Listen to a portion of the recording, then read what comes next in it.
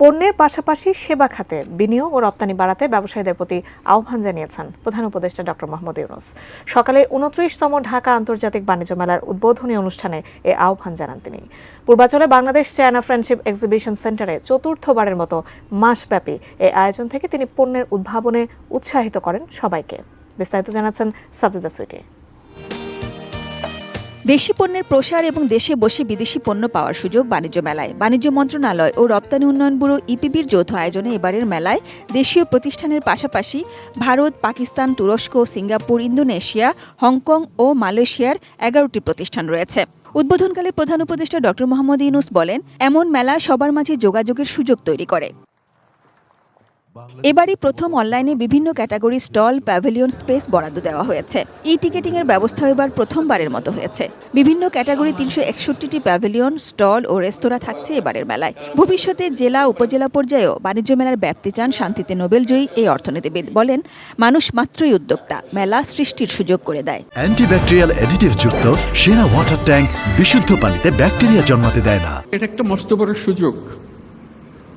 মানুষ যেহেতু আকৃষ্ট হয়, তার কাছে কথাগুলো তুলে ধরা, তার চিন্তার মধ্যে ঢুকিয়ে দেওয়া,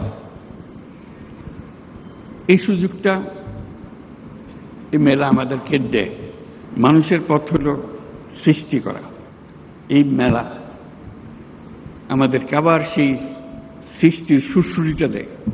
বৈষম্য বিরোধী ছাত্র আন্দোলনে ছাত্র জনতার আত্মত্যাগের সম্মানার্থে মেলায় তৈরি করা হয়েছে জুলাই চত্বর ও ৩৬ চত্বর।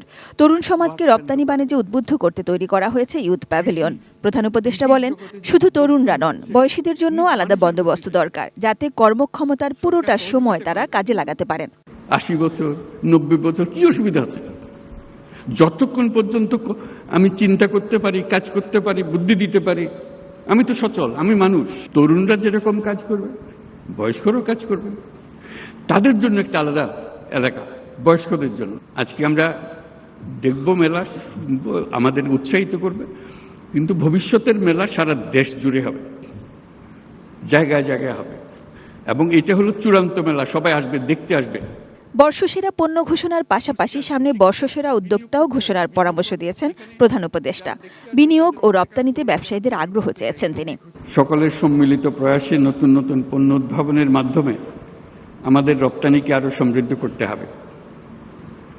পণ্যের পাশাপাশি সেবা খাতে বিনিয়োগ ও রপ্তানি বৃদ্ধির লক্ষ্যে এগিয়ে আসার জন্য আমি আমাদের ব্যবসায়ী মহলকে অনুরোধ জানাচ্ছি। সকাল ১০টা থেকে রাত ৯টা পর্যন্ত চলবে মাসব্যাপী এ মেলা। সাপ্তাহিক ছুটির দিনও খোলা থাকবে রাত ১০টা পর্যন্ত। Sajida Sweety, ATN News, Dhaka.